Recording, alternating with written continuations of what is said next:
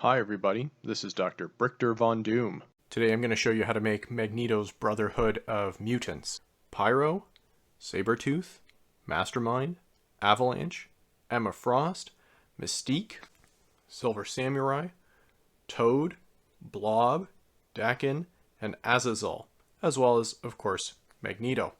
So we're going to start off with two of the original members of the Brotherhood of Mutants, at least in terms of the movie series that was begun in the early 2000s. We have Sabretooth and Toad. Now, Sabretooth I've described how to make in previous videos, and if you'd like to check them out, I've linked them above. For Toad, what I've done is take the short black legs, because Toad is known to be kind of short and squat, and then I took a fairly generic black torso from one of the First Order troopers. Underneath his headpiece and goggles, he actually has an orc face from the Lord of the Rings line, and same thing with the the arms from the orcs, just black gloves to provide some contrast. And then I think what really ties this minifigure together is I used the hair and goggles piece from Robin from the Batman Lego movie. And that kind of goggles with the accentuated eyes and the green over the orc kind of sickly green color, I think, actually brings out the character very well. Next up, we have two Wolverine adversaries. We have his son Dakin and Silver Samurai. So Dakin has 2 claws on each hand as opposed to Wolverine's 3. So to make that, I took extra Wolverine claws and just clipped out the middle. His torso is from Fenrir Greyback from the original Harry Potter line, which has recently been re-released, which should provide additional ways to get the torso. His head is one of the generic faces, kind of just a resting serious expression, and then the original Mohawk piece from the Mohawk Warrior and the collectible minifigure series. To make Silver Samurai, I used the torso and legs from the Age of Ultron Sentries from the Avengers Age of Ultron sets.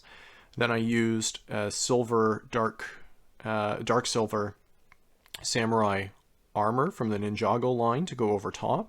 I used an Uruk-hai helmet from the Lord of the Rings, and underneath I have a Hydra soldier face from the Age of Ultron line, and then of course gave him a bright silver katana. And that's what the headpiece looks like without the helmet. Next up are two villains who feature heavily in most iterations of the Brotherhood of Mutants. We have Pyro and Avalanche.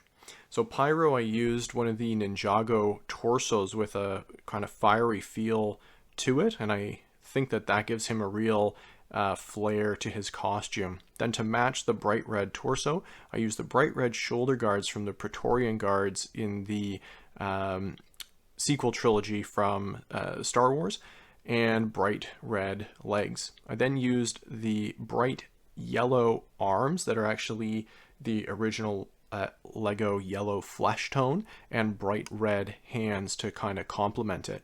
To give him his fire kind of picture and ability, I used one of the new attachable hand fire pieces. And then for the head, I used Hawkeye's face with goggles from the Age of Ultron version of him. He has a kind of resting face version with the same goggles from the Avengers, the original Avengers set, so that would work too. And then for his hair, I used the slick back light blonde Draco Malfoy hair, but spiky light hair I think would work equally well. For Avalanche, I used just dark blue legs as well as dark blue arms, white gloves, and then the white large chest piece from the Batman villain Calculator from the collectible minifigure series that was released with the Batman Lego movie. The generic white helmet and goggles are featured pretty prominently in most iterations of the early Hoth troopers, and as well as on a few other city sets. And then the torso underneath, I just used one of the First Order trooper torsos, and really any generic white stormtrooper or stormtrooper-like torso would work for that. The head is, I think, the Mandarin, but really any evil-looking face would work for him. Next up, I have Magneto himself, as well as the Blob. So Magneto is really unchanged from the set that he came in, which was the 2013 Wolverine's Chopper Showdown. He also showed up a couple years later in the X-Men versus the Sentinel set with a purple torso. I just like the original red one a bit better, but he hasn't changed at all. For Blob, however, I did have to collect quite a few pieces to make him. So what I did was I used Thor's torso and just swapped out his light gray hands, indicating his gloves, for just flesh tone hands. For the face, I used Bomber from the Hobbit sets because he has a nice fleshy kind of face. I used a light brown hairpiece, and then for his legs, he usually has kind of a blue Speedo, which I don't really have, but I thought that the black Speedo from the collectible minifigure series from the Batman set with Beach Batman worked quite well. All I did was change out the waistband, which has a small Batman icon on it, to a regular black waistband to give him just a generic black Speedo. And there you have it. That's Blob. He's not a big fig size, but I thought just to create the character, this really evoked him, and I think he's immediately recognizable. Next up, we have two Mastermind manipulators. You see what I did there? In Mastermind himself, and Emma Frost, also known as the White Queen. Now, Emma Frost is a bit of a morally ambiguous character. Sometimes she teams up with the X-Men, sometimes with the Brotherhood of Mutants, but I've always preferred her as a villain. So she has the Marion Ravenwood torso from the Indiana Jones sets, flesh-colored arms, and white gloves. She also has a white cape. Mine comes from Gandalf the White, but there are a few other ways of getting white capes. Her face is Poison Ivy from the Batman Batcave set in which she appeared with Bane, and I just really like the colored lipstick on her. I think that works well. There's also a Catwoman head with purple lipstick that would also probably fit her quite well. Then her hair is just a long flowing blonde hair, which I think suits the character perfectly.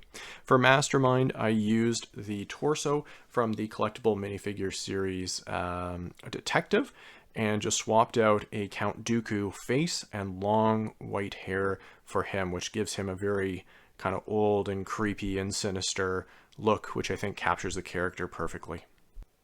Next up, we have two of my favorite minifigures in this collection, and also the parents of one of my favorite X-Men characters, Nightcrawler. We have, of course, the teleporting demon-like mutant Azazel, as well as the shapeshifter Mystique, who I think is Magneto's most accomplished member of the Brotherhood.